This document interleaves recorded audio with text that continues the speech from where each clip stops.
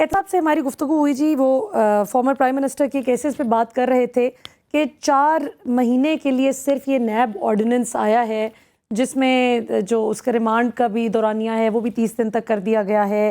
یہ سارا کچھ آپ کو کیا لگتا ہے کہ اس کا فال آؤٹ کیا ہوگا؟ چلیں ابھی جو بھی کیا جا رہا ہے، فرض کیا جس کے لیے کیا جا رہا ہے، وہ اگر کرنے میں کامیاب ہو بھی جاتے ہیں، ان کا 30 دن کا ریمانڈ ہو گیا، ان کو ایکویژن سے مائنس کر بھی دیا، تو اس کا آگے آپ کیا فال آؤٹ دیکھتے ہیں؟ باقیوں کی اس کی کیا ریپرکشن؟ ملیحہ یہ ہے کہ جو نیب آرڈیننس آیا ہے یا اس کی امینڈمنٹس جو آئی ہیں، اس کے اندر ایک چیز بڑی واضح ہے کہ یہ 99 سے پہلے 97 کے اندر نواز شریف دور صاحب کے دور کے اندر بھی احتساب الرحمان جو تھے، جن کو احتساب الرحمان ہم کہتے تھے جی، اور ان کا ایک آیا تھا آرڈیننس آیا تھا، اس کے اندر بھی پیپلز پارٹی جو اسپیسیفک تھی اس کو ٹارگٹ کیا گیا. اس کے بعد جنرل مشرف کا آیا تو انہوں نے بھی اس کو ٹارگٹ کرنے کے لیے 85 کی جو ڈیٹ اس کے اندر دی. پھر پاکستان کی سپریم کورٹ نے بذات خود کہا کہ یہ جو نیب ہے یہ پولیٹیکل انجینئرنگ ہے اور اس کے اندر یہ سارے لوگ جو ملوث کیے جاتے ہیں ان کے آبجیکٹیوز کچھ اور ہیں. دوسرا یہ ہے کہ کیا نیب 99 سے بننے سے پاکستان کے اندر ٹرانسپیرنسی جو ہے اس میں بہتری آئی ہے یا پاکستان کے اندر کرپشن کم ہوئی ہے؟ تو وہ ایسی بات ایسی ہے نہیں ہے. اور یہ چیز آپ نے دیکھی ہوگی کہ جتنے بھی اس کے اندر کیسز گئے ہیں یا چیزیں گئے ہیں تو نہا دھو کے نکل آئے. اچھا، دوسرا اس کے اندر یہ آیا ہے کہ 2022 کے اندر بھی امینڈمنٹس آئیں، 30 کے قریب جو امینڈمنٹس آئیں، اور ہمیں یہ بتایا گیا کہ نیب کا لا جو ہے بڑا سویئر ہے، نیب کے اندر بڑی چیزیں چینج ہونے والی ہیں، نیب کا جو چیئرمین اس کے پاس انبریڈل پاور ہے، نیب کے اندر ریمانڈ جو ہے وہ بہت لمبا عرصہ ہے، 90 ڈیز کا پیریڈ ہے.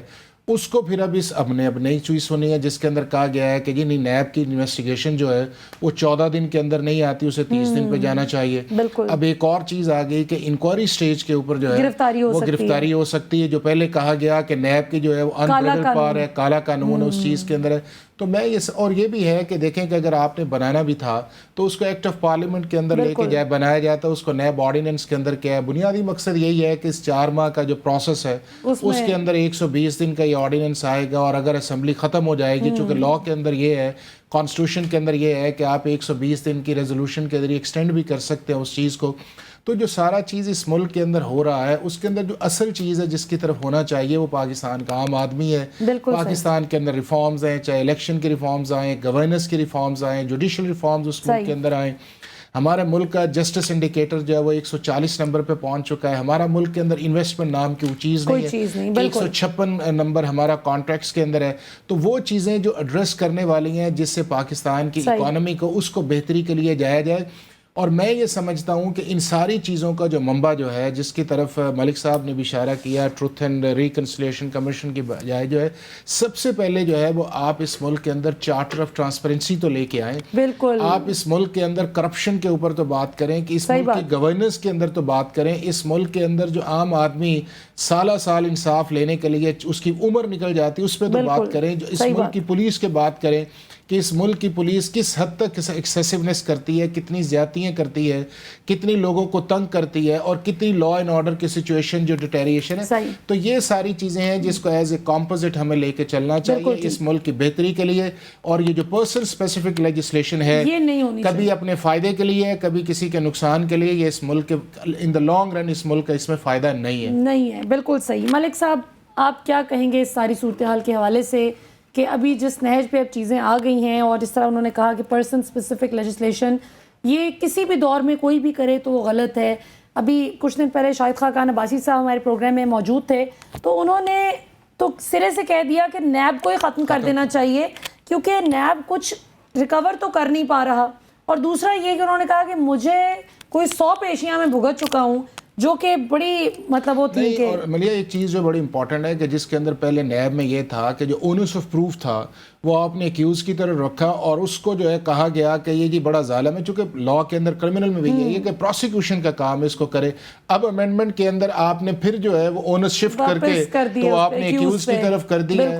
تو اتنی بڑی جو شفٹ ہے اس کے اندر جو ہے وہ کسی نہ کسی جگہ جو ہے وہ جو گڈ انٹینشن کا ایک کانسیپٹ لا کے اندر ہے وہ نہیں ہے. اور اس کا مطلب یہ ہے کہ 2022 کی جو امینڈمنٹس کی گئی تھیں اس کے اندر بھی سپریم کورٹ کو جلد فیصلہ کر کے اس مسئلے کو بھی حل کرنا چاہیے. بالکل صحیح. ملک صاحب میں کہوں گا کہ انسٹیٹیوشنل فیلئر ہے، اور یہ احتساب کا ہم ایک صاف، شفاف اور ٹرانسپیرنٹ میکنزم بنانے میں ناکام رہے.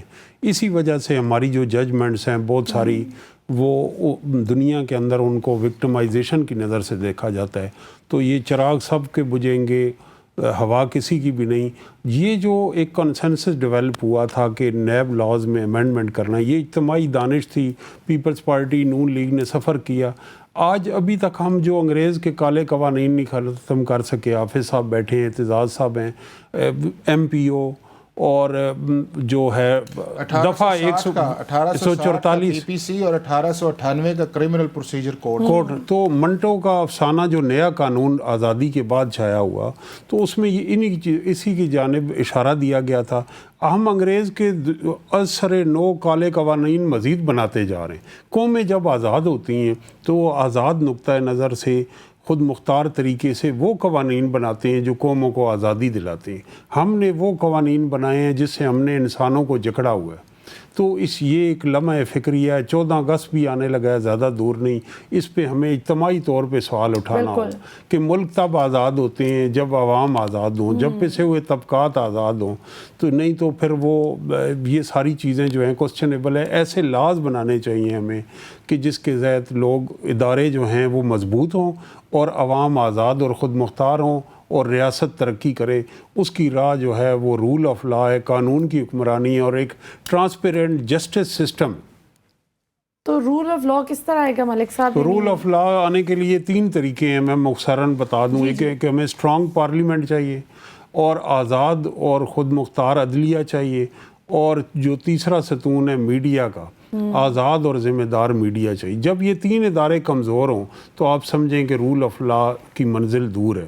اگر آپ کی پارلیمنٹ سپریم نہیں، اس کی کیپیسٹی ویک ہے، اگر آپ کی عدلیہ جس طرح حافظ صاحب نے بتایا ورلڈ جسٹس رینکنگ فورم میں ڈیلیور نہیں کر رہی، اور اگر آپ کا میڈیا جو ہے وہ سانس لینے پہ دشواری محسوس کر رہا ہے، تو رول آف لا کوئی اور شارٹ کٹ اس کے نہیں ہے کہ ان 3 اداروں کے مضبوط ہوئے بغیر رول آف لا مضبوط ہو سکتا. بالکل صحیح. اظہر صدیق صاحب، آپ کی طرف واپس آتے ہیں اور آپ سے بس لاسٹ کویسچن پوچھنا چاہوں گی عمران ریاض خان کے حوالے سے، کیونکہ میں کوئی بھی ویلاگ کروں، کہیں پہ بھی جاؤں، لوگ بار بار ایک ہی بات پوچھتے ہیں. سوشل میڈیا پہ بات کی جائے تو کوشچن میں پوچھتے ہیں، اور کیوں نہ پوچھیں. جو کوئی ملتا ہے وہ بھی پوچھتا ہے کہ ایک ہنستا بستا جیتا جاگتا انسان جو کہ بڑی زبردست طریقے سے اپنی صحافتی ذمہ داریاں نبھا رہا تھا، آپ اس کی رائے سے اختلاف کر سکتے ہیں، آپ اس کی نقطۂ نظر سے بالکل اپنا جو اختلاف ہے اس کو آپ بالکل اس کا اظہار ہر طریقے سے کر سکتے ہیں. لیکن یہ تو کوئی بات نہ ہوئی کہ اس کا پتہ ہی نہیں چل رہا کہ ہے کدھر. اب آپ ان کے وکلاء کی ٹیم میں شامل ہیں، پلیز بتا دیں کہ عمران ریاض خان صاحب کدھر ہیں، کب تک ان کی واپسی متوقع ہے، اور یہ کیا چل رہا ہے؟ پہلی بات تو جو ہے نا، عمران ریاض کے حوالے سے ہر ایک کو پتا ہے کہ کہاں ہے اور کیوں رکھا گیا ہے. صرف آواز بند کرنے کے لیے رکھا گیا ہے، اور کورٹوں یعنی اتنی ایویڈنس موجود ہے، اور کورٹوں میں صرف وقت دیا جا رہا ہے، وقت لیا جا رہا ہے کہ کسی نہ کسی طریقے سے یہ کام سارا جو مکمل ہو جائے، یا یہ گورنمنٹ جو ہے اپنا وقت پورا کر لے. پروسیس یہ ہے، سارا یہ اس طرف لے جایا جا رہا ہے. میں نہیں اتفاق کرتا اس بات سے اوپر بھئی اگر کسی نے غیر قانونی طور پر رکھا ہوا ہے تو چھوڑیں اس کو.